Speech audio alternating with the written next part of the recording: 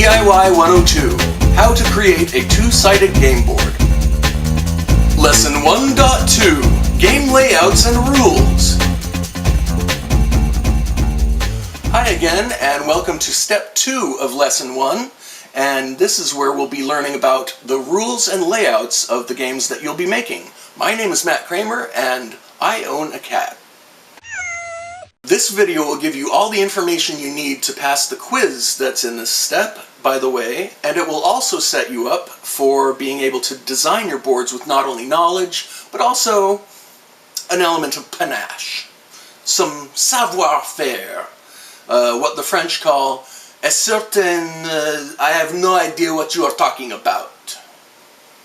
Let's start out with one of the two main games that you'll probably be playing on this 8x8 grid, chess. Sorry, that's all we can play of that particular song because I don't want to get flagged for copyright infringement or something, but suffice it to say that one town is very like another when your head's down over your pieces, bro. Dang it, I did it again. Okay, let's go to learning the layout of, well, that game that I can't say. Chess is played on an 8x8 grid of squares. Usually, the two sets of chess pieces are white and black, as are the alternating squares of the grid. However, this doesn't have to be the color scheme, as long as one color is lighter than the other. This will make sense when I explain this next bit. The chess grid starts counting from the bottom left according to whoever has the lighter color set of chess pieces, and the bottom left square has to be of the darker color. Also, the bottom side of the grid is labeled with the letters A through H, starting from that bottom left square and going toward the right. The left side of the chess grid starts counting from the bottom left also, and it's labeled with the numbers 1 through 8, starting with that bottom left square and going toward the top. Now, some of you are probably wondering about that way of calling chess spaces Queen's Knight 4 or King's Bishop 6. Well, guess what? The World Chess Federation hasn't even used that since 1981. So, A to H and 1 to 8 is how we roll, so to speak. And it's helpful for your players to put those indicators on the board. It's not super necessary, but it does show that you know your stuff. That's all you need to know about chess in order to make the grid. Dark square on the bottom left, where the lighter colored pieces are starting, and A through H along the bottom, and 1 through 8 up the side. Done. But wait, you may be saying, what about trying to play checkers on this same grid? Two things can't inhabit the same space. This isn't quantum mechanics, Dr. Feynman. This is madness. This is checkers! Checkers is also played on an 8x8 grid, and here's a helpful parallel with chess. The bottom left square should also be the darker square. As you probably already know, checkers is usually red playing black, and as another convenient parallel, red being the lighter color will start on the same side as the lighter colored chess pieces. This means that you'll be looking at the grid in the same orientation whether you're playing checkers or chess. But here's where it diverges from chess. As you probably also know, checkers is only played on the dark squares of the grid. Since this is the case, checkers players only have to indicate which square is which from dark squares 1 through 32. They do this from starting from the top left corner of the board, again from the point of view of the player using the lighter color pieces. So, as you can see in the prototype here, the top left square is a light square, so it gets no number for checkers. The next one over, however, is a dark square, so it gets the number 1. The next is light, so we skip it. The next is dark, so it gets number 2, and so on, into infinity. Well, okay, until 32. Not quite infinity. Almost, but not quite. Just one more element, though, and that's that each of these squares in this grid has a hole in the center, so you can play with marbles instead of checkers. You'll need 4 different colors of marbles, 12 each of 2 colors for the starting playing pieces, and several of 2 other colors so that you know when you've been kinged when you reach the other side of the board. For chess, you can play with actual chess pieces, of course, or, if you really want to get crazy, you can take 16 light marbles and 16 dark ones and draw the initial of what they are, like P for pawn or B for bishop, and believe it or not, they use the letter N for knight, because K is already used for the king. Feel free to use the letter H for horsey if you want, which is what we used to call him anyway. And that's all you need to know about chess and checkers to properly create the 8x8 grid.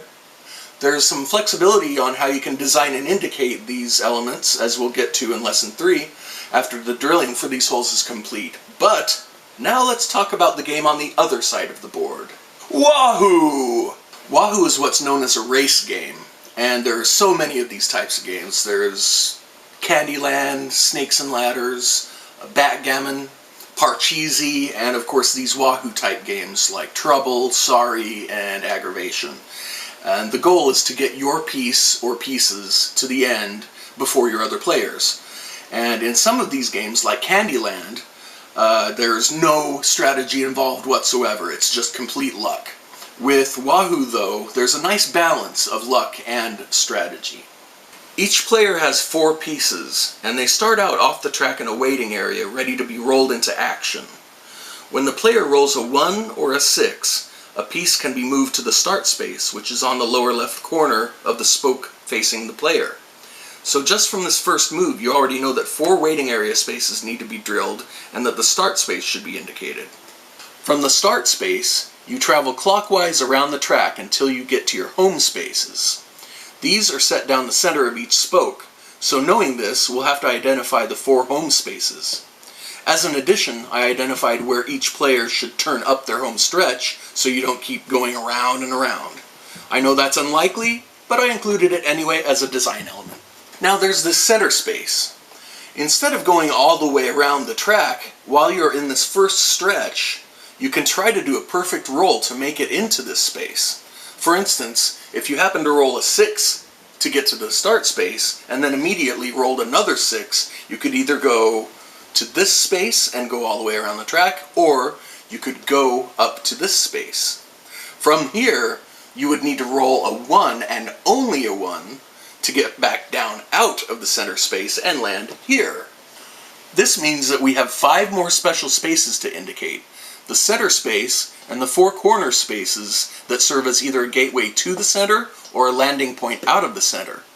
With 4 different colors all using the same spaces, there's going to be some overlap, and as you can see on this prototype, I tried to resolve this, but you don't necessarily need to do it this way for yours, although I will be getting a look at your idea when it comes to making a mock-up. Again, that's not until Lesson 3 though, so don't worry about that yet. The important part is that you know where the key spaces are, and you know all of them now, so you should have no problem acing the quiz. Not to mention, it's an open video quiz that asks the quiz questions as you watch it. You're welcome. Now that you know the basics of Wahoo, you can start changing the house rules to your liking. For instance, a roll of 6 is special. Just like Trouble or other games where you use 1 die, you get to roll again. You could punish a 3rd consecutive roll of 6 and have them forfeit their turn, or even send one of their marbles back to the waiting area.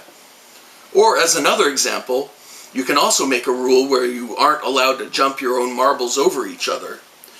Or, as I've done here, the home spaces can be inset from the track by an extra space where you haven't scored a point yet, but you're safe from getting knocked back to the waiting area. Original Wahoo boards didn't have this extra space, but the version I grew up playing did, and I like what it brings to the party. You don't have to include this space when you do your board though. And there you have it. All the layout and rules information that you need to know to get started on your game board. Now you can take the quiz by going to the Quiz Game Layouts and Rules page on the Task tab and using the link to pause it. And because I've given you the answers in this video, and it will ask as the video plays again, you should easily score 90% or higher. I'll notify you within 48 hours after you've completed it with that benchmark, and you should be ready to move on to the next step. Happy quizzing! Happy quizzing? Who even says that? Oh well.